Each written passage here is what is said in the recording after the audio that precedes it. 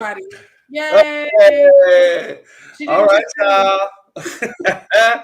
We are back, and today again we're talking about Chucky the series. Yay! We come at you every Wednesday live to see what Lil Charles Libre has gotten up to. If he's made new friends, new enemies, flip more people off, who knows? Old Um, friends. Old friends, old acquaintances. These mini-sodes drop on our podcast feed the next morning. So we're not going to edit those because we're drinking and it's a quick turnaround. So don't even try and find us. We know what it was. Don't come for us. We didn't send for you. Right. That part. Um, uh, uh, And today again we're joined by Ryan from Brother Ghoulish. Yay! Welcome back. Yes, it's been so long. Right? Eons. Right? Really, I'm long. Oh my God. But Sharai, before we get into the episode, tell us about the polls from last week. Yes. So if you check us out on Spotify, each of these mini-sodes for Chucky has a poll. So you can vote and make sure your favorite moments are winning. Because we've been getting lots of like one-sided voting. And I know some of y'all might have some thoughts about that. So check us out on Spotify. But last week's favorite moment was Chucky flipping off the kids. Because we're a family show here. And so was it unanimous? Was it 100%? it was 100%. Nobody else Nice. used another moment. They were like, no, that's the send off. That's what we wanted. That's what we live here for. Give us what we want. Nice. It was a good one. That's a good moment. I like it. It's a strong moment. I like the people on Twitter who've been putting out like the pictures of him flipping people off over the years and all of the movies. It's a forever mood. And like when you think about Chucky, you definitely think about him dropping F-bombs and flipping Yes. people off. I think freckles and F-bombs and fingers. Yes. Yes. In that order. Fingers. He's flipping people off. He's taking fingers. He's pointing fingers. Right. Like in the remake. All right. Well, we're going to talk about episode 5. Little Lies. So to kick us off, we got some discussion topics. So big moment for this episode was, of course, the kiss between Devin and Jake. Yay. But did we think it would happen this soon? And do we think that makes Devin in more trouble? Because Chucky, is a jealous hoe. Listen. That he is. I thought it would come later because like we have 8 or 10 episodes. The count changes depending on the website you look at. So I'm like, Don, help us out. Listen, if I want to drop me a number, I want to ask questions. I feel an anonymous source said 11. But I was thinking it would come later because so many other things have been put off so long, like Fertility, and Fiona, and Lexi's still alive. And so I'm like, we have a lot of things we're all waiting for and rooting for. So yeah. This one gave me almost everything I was waiting for. We got Tiffany. We got the kiss. We found out what's wrong with what's-her-face. We found out what her secret was. So this whole episode, I was like, yes! But I've said since episode 1, Devin's in trouble, girl. Yeah, the fact that we got the kiss this episode, I didn't think it would happen this soon. Especially when we got the hand holding scene, because like I thought, like, okay, they're probably gonna like give us the hand holding, and we may not ever get a kiss because this is such a huge horror IP that I didn't imagine we'd ever get one. And if we did, I thought it was going to be like the last like thing that happened during the season, like right before they killed Lexi. Like those would be like in close proximity.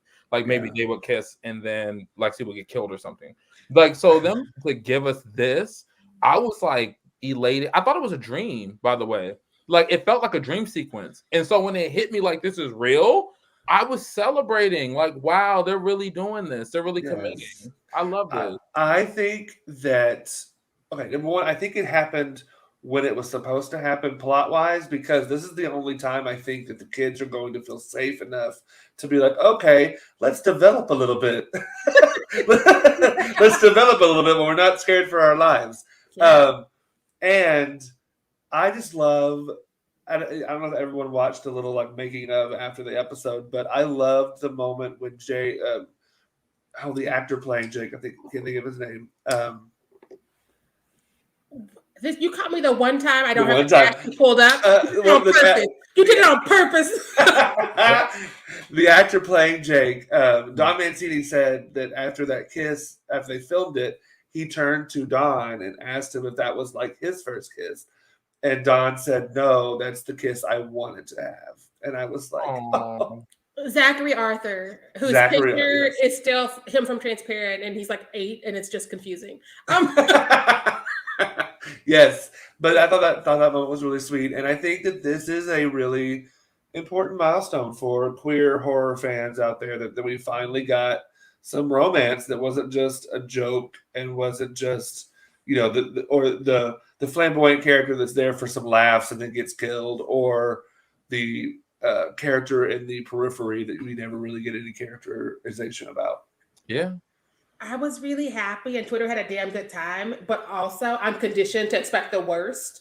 And so I'm like, what if we're having it now because Devin's going to do something with those recordings, or Chucky's coming for Devin? Because again, Devin is the only Black kid in this whole last town. Or Chucky gets those recordings and does something to fuck Jake over and make Devin look bad. There's a lot of options, y'all. I don't foresee Chucky in Devin's house without going for murder. I don't think he's like, I don't think he's gonna be like, let me like do some deceptive things. He's coming for jugulars. As we saw. Literally. But yeah, Devin's been in trouble since the beginning, in my opinion, because Chucky is a one-man man, and right now he is all about Jake. Listen, everybody in trouble. Right.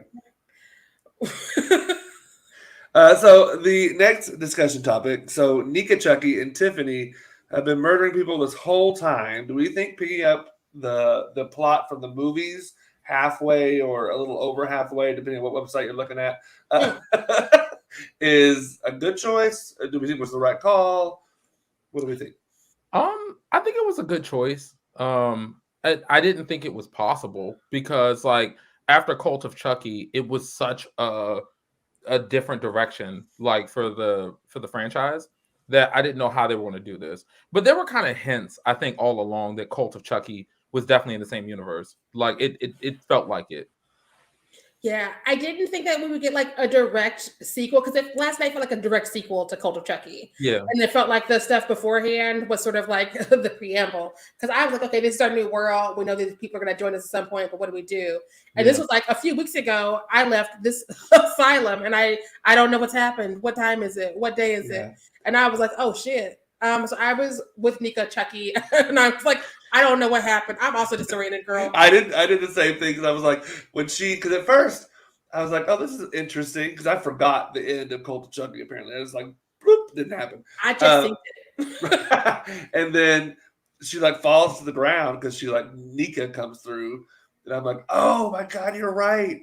So I think it was the right call to start it, to bring in the movie plot lines later on in the series, because it gave us time to connect with Jake, to know who Lexi was, to know who Devin was, and their parents, and Junior, and all these dynamics of the new characters. Because I feel like if Tiffany and Nika Chucky was introduced earlier, I think the newer characters would have been lost in the prestige of Tiffany and the old characters. Yeah, no, it's Jennifer Tilly's world. Everybody else is just in it, including Chucky. Did you see the article? Apparently, she told Don that she was down to do a nude scene, and he said that the television market's not ready for that. No, go ahead. Sorry.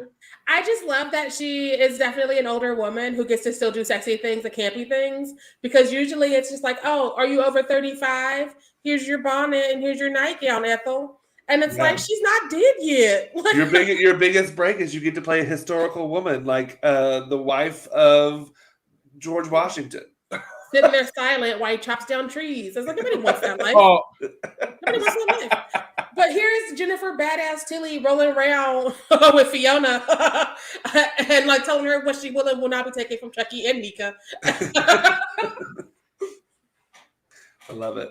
All right, well, let's get down to our specific points. Ryan, why don't you go with one of yours first? Just the thing that was like on the timeline that I just wanted to talk about because I thought it was really cool that they would release this like cross franchise episode bonanza like on the anniversary for Child's Play and Child's Play 2. I thought that was really cool. And then when you're listening to the victim that they brought in, Nika and Jennifer Tiffany, thank you. Like he says it's November 9th. And so it's kind of funny that they're putting all of this in this really tight festival. And I'm like, oh yeah, this is really dope. Super I like smart. I love it, especially because, like, in the very first movie, Charles Lee Ray dies and Chucky is born because he transfers his soul. And so it's like we had that original thing, and now we're doing this, and we fully embraced all this camp we've been doing for these last decades. Yeah. People who did not pick up on all these queer themes, you're welcome. Yes. Well, and I also love Don Mancini is just so smart. Yeah. And because he does these like Easter eggs in all the films and the TV series so far about alluding back to the first couple movies or giving us backstory to Charles Lee Ray and just making the world every time we're reintroduced to Chucky and Child's Play or whatever the series title might be, it just makes the world more lush and more. It continues to add more while still honoring what was done in the past. And not many people can say they've done that with a franchise. Which is why you need to keep your creators instead of tossing them away and keeping the property. Because all of our major franchises have had different people stepping in and handling things, rebooting things, and rearranging shit. Yeah. And like this has been with him forever, aside from that like mistake that happened. But he was not in on that. Nobody wanted that. And like we immediately forgot about it, as we should have. But yeah, this is what happens when you let the creator create. And I think that's where Scream, the TV series, messed up. And they could have really took notes. Like, I think a lot of people were celebrating when they saw a Scream TV show about to come out, but it didn't have like what Child's Play and Chucky is doing, which is it's honoring the original IP and incorporating that into the storyline. It doesn't feel like Child's Play light. It feels like Chucky. Like it feels great. Yeah, 100%. I think that, granted, when the TV series was coming out, Wes, I'm assuming because he died pretty soon after the airing of the first season, he may not have been in the best health. But not even have someone involved like Kevin Williamson involved, or Nev, or Courtney, or David, or someone that was linked to the original movies is just it really set it up for failure. And money grabs. Yeah, couldn't find its feet, even though there were good things about the series. It just never could find what it wanted to be. But Chucky, on the other hand, knew exactly what it was from day one, and it hasn't swayed from that at all. Yeah. I have thoughts about that series, but that's a different series, so I'm going to keep us going. So first off, my first note is Lexi beating the shit out of Tommy when he did nothing wrong. Is my first time I actually enjoyed Lexi. What? Listen, Tommy did something wrong when he came in here with that face. Right?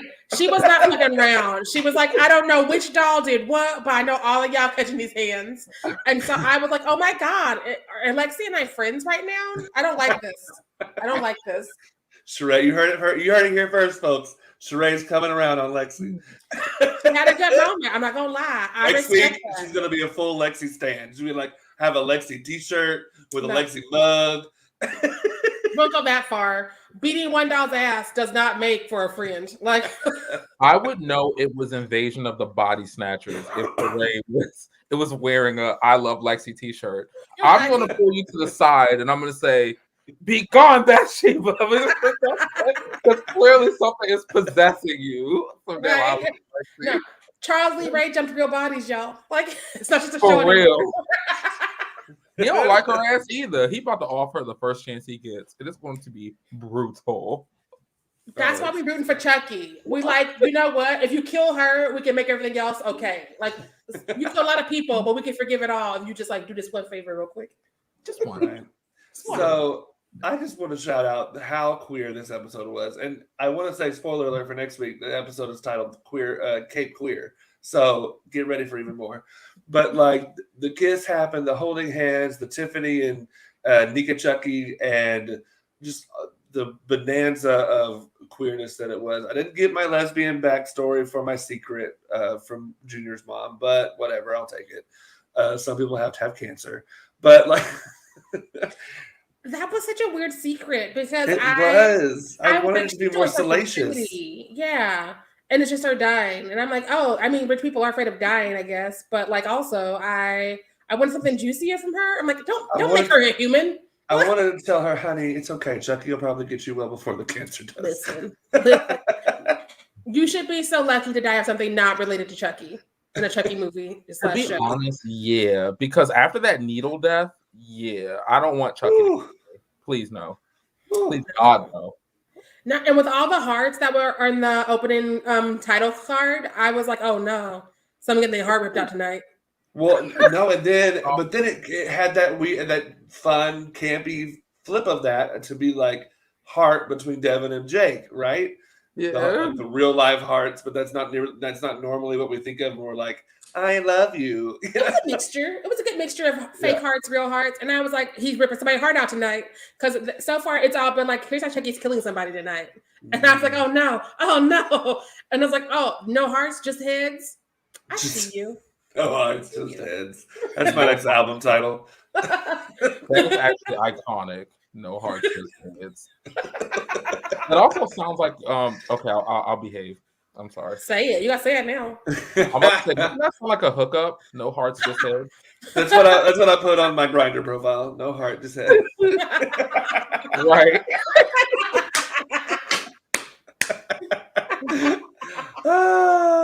I'm just saying.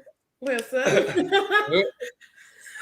Another moment that I really, really enjoyed is the kids jumping Chucky, even though it wasn't the right Chucky. Because that was just a team building exercise that I needed to see to make it make sense. I was hollering on that scene. It was it was genuinely perfect. Because the thing is, I don't blame them. It was really on site that they pull his ass out. They were just stomping him out. It was perfect. It was. But here's the one thing. He got him stressed. He got to put Devin put a taser out on him. That's how stressed they were. That's how stressed they all were. They were like, you know what? He's trying to kill everybody. We gotta get rid of this shit. Let's go. No questions, no conversation. It's like, you told the kid, I'm gonna hold the bag. You get the taser. Let's jump him. I died when. So at first they pull up on the bikes and Lexi's got the lid of the can and it's like you can tell there's some resistance to it popping up, and she's like trying to hold it down. But then they open it and like a skunk pops out or something, or a raccoon or something. It was some animal. And I was like, what? What is going on? But then I was like, okay, y'all, kids, children, we got to be smart about this, because when you beat up Chucky, he didn't have like battery parts. He didn't have all these like doll things. He was like a real human being in this doll body. So when it started like coming apart like a toy would, I was like, oh, y'all should have known. Y'all should have known that wasn't him. These babies were like, we've never jumped anybody before, so we already got adrenaline and we ain't paying attention. We ain't reading the room. Can you imagine? So happy to jump somebody. Right? Can you imagine sitting there holding hands, being like, "Oh my God, we're gonna couple up," and getting the text from Lexi being like, "It's on," and then being like, "Let's go, let's ride." Yes, and I just want another shout out that I still hate Lexi's mom more than I hate her. When she started saying that shit, like she smells like spraying potpourri around where her daughter was, and after, it's just, oh, I hate her so much. She is trash, but also Lexi did burn that house down, and I would not be about a kid who burned down my house either. Which is That's why fair. If she hadn't had 12 years of abuse behind her already. They're both so rotten. It's just like the rottenness begets itself. Like the apple doesn't fall far from the tree at all. Like I really like their characters though, and I didn't know until much later that that was really her mother and stuff. But you could see that they have like a natural chemistry between them on screen, so it actually works out. Yeah. Mm-hmm. Oh yeah, great actresses. Like I love to hate the characters. Like love to hate them. Yeah. You can go ahead, Ryan, because I have rants. Mine is actually because I didn't know until I love our timeline, just so y'all know, because like it just enriches the watching experience.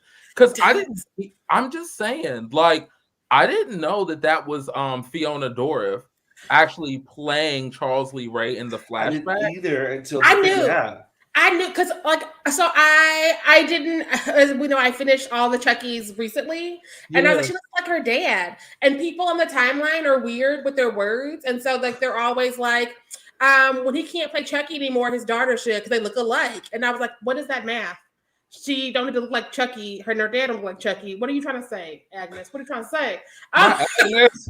I'm sorry. Except in that makeup, though, she did look like her daddy back in the day. Like, I think that's what they meant, but like they've been saying when he can't voice Chucky anymore, she should because they look alike. And I'm like, voices, looks. But like she's always looked like her dad. And I've always said it was confusing because like she is like this very elegant, gorgeous woman who looks like her dad. Yeah. I'm just like, I am confused by this.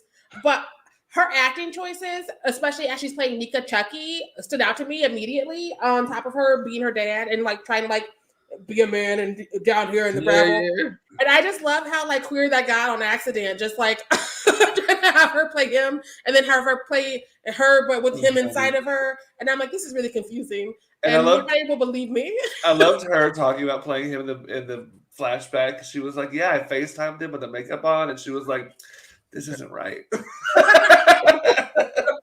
I like how he was like, she was like, can I hang out with you? And he was like, I'm like 80 now. You want to go watch the movie? And you don't want to. I don't move like that anymore. Right? Those moves days are over. And the girl who played young Tiffany in that flashback was great as well. Like the way she was able to do the vocal that Tiffany does, that she does in the Tiffany, the real Tiffany does. I think it was voiceovered. Oh, was it voiceovered? Yeah, I think a lot of that flashback was voiceovers. I was like, that's not damn good job. Right. That would be, she was possessed by Jennifer Tilly.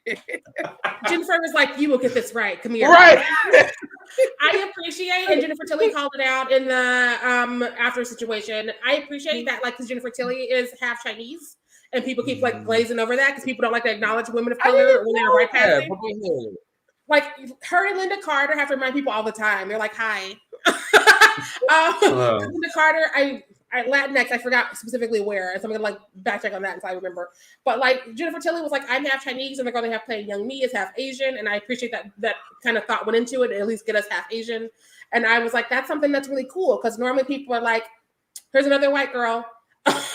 And so that's another reason why I love that Mancini's at the helm of this, because he thinks about things like that, even if it's not specifically direct. It's like, at least we're going to try to do somebody in that world. Yeah. Because that's just the right thing to fucking do. And I don't know why Hollywood can't do it. Just makes sense. Right? Trying to do it. They don't be trying to do it. Like they just be trying to rest on the same shit they've been doing. But yeah. I didn't know that, and I really live for that. And I just love Jennifer Tilly already. So this is just more panache on top of the pastry. I only know because I'm always looking for women of color in horror, and there's not that many. And people keep glossing over her. And I'm like, no, she is half Chinese, also Canadian, and she is one of the only reoccurring feminine monsters we have. Tiffany counts as a feminine monster. It's in Chucky's world because we can't hell at her own shit.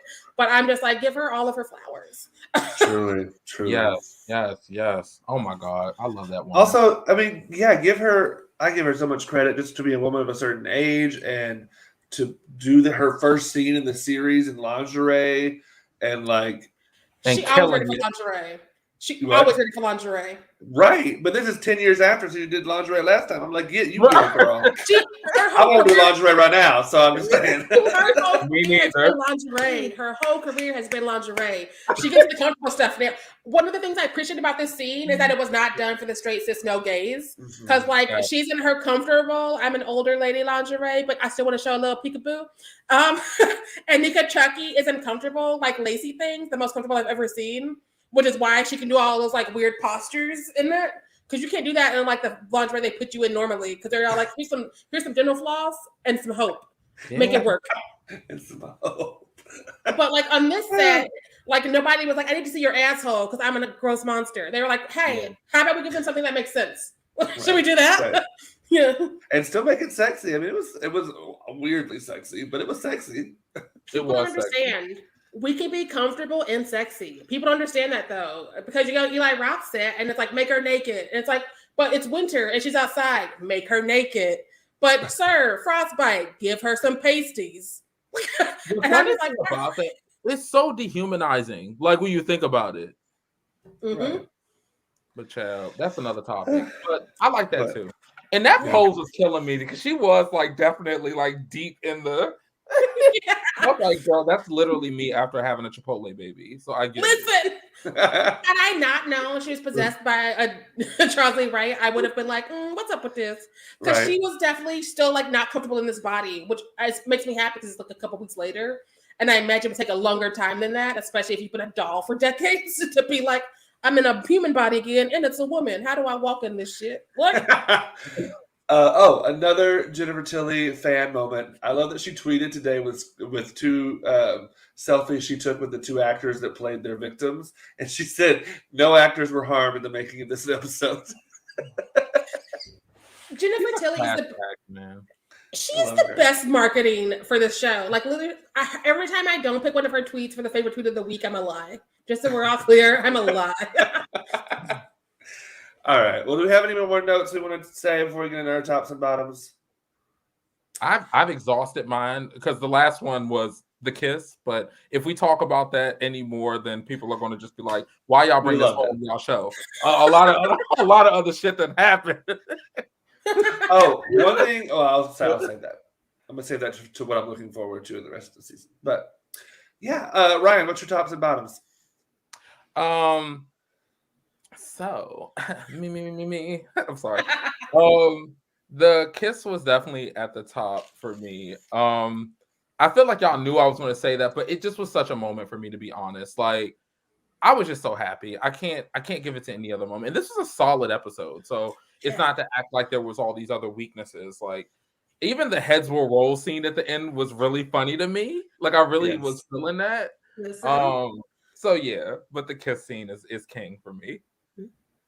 Same. That's also my top. Like, I feel like, you gotta say, I think for most LGBTQ people that have never seen this kind of representation before in horror, I think that it's kind of hard not to top that for this episode. Which, as you said, we could have picked the Nika, Chucky, Tiffany scene. We could have picked the heads will roll. We could have picked it's so many strong moments. Yeah. This whole episode was a top, and I'm excited to see where the rest of the series is going, because like if we're already here in the middle, I'm not ready. I picked a top of a different name though, because I knew that both of you were going to take that for the top, and I was like, it's going to be different. She knows us too well, right? I found a different top. Foiled again, Trent. Foiled again. I went with the yeahs. Heads will roll playing as the head rolled onto the stage, because that's a fucking mood. I was living. I cackled. And then the curtain comes back and the body's just on that throne. Listen, I was like, Chucky loves his theatrics. Somebody on Twitter was like, "Is this a Marie Antoinette audition?" And this sort of clip of that, and I was like, "You rude." I like that her eyes were still like. Right, they were still moving, and I was like, your makeup department and your prop department went hard. I don't know what you pay them, but it's not enough. Truly. Isn't that accurate too? They say that when people used to get their heads cut off, like there's a moment, like I think like 5 or 10 minutes where the face still moves and shit. That's so crazy. Yeah. All right, but what's your bottom, Ryan? I was about to say, so I'm gonna chill. All right, so the more sloppy copping, because like the head rolls out and she's like, "Everybody freeze!" And like she brings out points it at her son, and I'm like, "Dude, like what the fuck is going on right now?" I'm just holding my boyfriend's hand. Leave me alone. The way she looked at him, I was like, "You can't be a sloppy cop and a homophobe. You got to pick or choose. I don't need you out here on the timeline disrespecting everybody and then embarrassing our ancestors. Don't do it." There's not enough Black people on this show to make one of the few ones a homophobic, like freaking, what's it called? Sloppy copper, sloppy topping cop. Like, cut her fast. Just cut her fast. We don't need her no more. Line around her lip, like let the lip liner go. Let it go. Truly. My bottom was I just felt like it was a little too predictable for me that Chucky jumped into Tommy's body. Like I was like, why isn't everybody else on this? But they're children. I shouldn't be like that. But I was like, it's a little predictable to me. But we've seen that movie before. We all knew it was coming. This is their first time. We talked about last week if he was going to stay in the fucked up body or if he was going to get another one. We all said, yeah, he's going to get another one. Right? Because that's a lot of Terminator every week. My bottom was Junior. He was being the least interesting kid, and it annoyed me more than Lexi surviving again. That's where we're at. Because he was just like, what are you doing with my girlfriend I don't really want? I want to be in the group. And but it's like, dude, get a hobby. I love when he was even pissed off when he walks up and Devin and Jake are clearly holding hands. So neither one of them are trying to deal with your girlfriend. And he's still like, ugh. And I was like, oh my God. Just sit down because he wants to be with Devin. That's my thesis, and I'm sticking to it. I feel like he's gay too, but the funny thing is, I'm like, is it me making everyone gay? Because I do that. I do too. Know thyself. I've said since day one, him and Lexi ain't gonna work out because him and somebody else who's gonna work out, and I don't know who he is yet. If he touches Devin, touches him, I'm flying to LA and whooping the actor's ass. Devin had feels for him though. Devin had feels for him, which is why he kept going to those parties and dancing with him. Meanwhile, they torturing Jake. He is saying that he wants to include Junior in all this, which I also love when Lexi was like, "Okay, so Chucky's alive and he killed some people. He killed your uncle. He killed your maid. He killed blah blah blah." And he's like, "Grow up." And it was like everything she predicted is exactly what happened. Listen, everything she said, and he's like, no. Yeah. All right. So quickly, anything else we're looking forward to this season? I am looking forward to see how Devin's mom reacts to Devin and Jake. I hope that it's not homophobic, but we'll see. Her lip liner don't lie. I'm gonna pay them. I want more intel on how Nika and Chucky are coexisting in this body, because that was an interesting little development. Because I was like, Chucky didn't just completely take it over, so I want more of that. Yeah. Sounds like he's trying to, but Nika's like fighting it or something. Right? She want her own spinoff. She don't want to be shared forever. What you looking forward to, Ryan? More of this show. No, but because that literally fucked me up. I'm trying to get my shit together. I was supposed to sound cogent.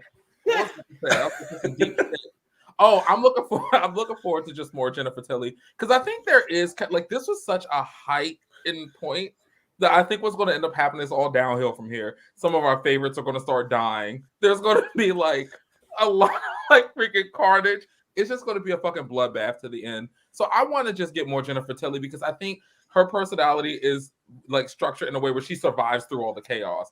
So we know without a doubt Jennifer Tilly's going to survive this. So it's like, I want to see her. She's a nice grounding, safe point to hold on to when they decide to kill Devin. Because y'all are right. I think they're going to kill him. He did. It's going to decapitate him, and then the head is going to fly into Lexi, and then she's going to fall over, and then he's going to stab her while she's on the ground or some shit. Like his mother's going to accidentally kill him while being a bad cop. She's going to be like, I found a suspect, and it's like, he wasn't even there. He wasn't even there.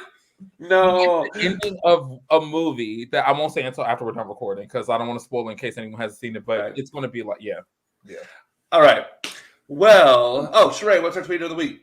So after all of the Jennifer Tilly, Nika, Chucky, Jake, and Devin kissing tweets, because there was plenty to go through, y'all. That's why I couldn't pick one of those. It was like hundreds on hundreds on hundreds. I lost hours of my life. It was a good damn time. But I found one tweet that perfectly sums up this entire series and this entire episode, so we can all like feel seen. It's from @Mr. Marinos, and it says, #Chucky TV series is further proof of why it's important for people that genuinely care for or love a certain franchise should be at the helm. Take note. and not just be about the money making. And it's about the storytelling. Because we don't show up. And the love. Dan Martini clearly loves what he created, because that shit is coming through right now. Listen, truly. This is his baby. Like, he did other stuff, and I'm sure he's proud of that as well, because he should be. His resume is like the shit. But like, this is his baby. He's like, I have turned this ship around when I wanted to. I've steered it into the storm, and I have steered it back from when you tried to take it from my ass, and now I'm on TV. Good night. Congratulations, making my coin. All right. All right. Thank you all for joining us. Thank you, Ryan, for joining us again. We love to have you. So next up, on Monday, we're dropping our normal episode. This week, we're covering Only Lovers Left Alive, which is a mouthful of a title, but with Bloody Broads. And that drops, as usual, on Monday morning. Yay! We'll also be back here next Wednesday to see what Chucky and the gang get up to. Now that they know he's alive, he left them a little gift. He let them heads roll. Listen. He's That's ahead of the game. Have we seen that gift yet? I need it. I need it in my life. We need it. He's heading your way Tuesday nights. Oh, God. Why are we doing this? At 9 p.m. Central, 10 p.m. Eastern. So you should give him a watch so you can roll in here the next night and we won't ruin things for you. Boom. All right. As always, make sure you stay fierce out there. Bye. Bye, y'all. Ooh,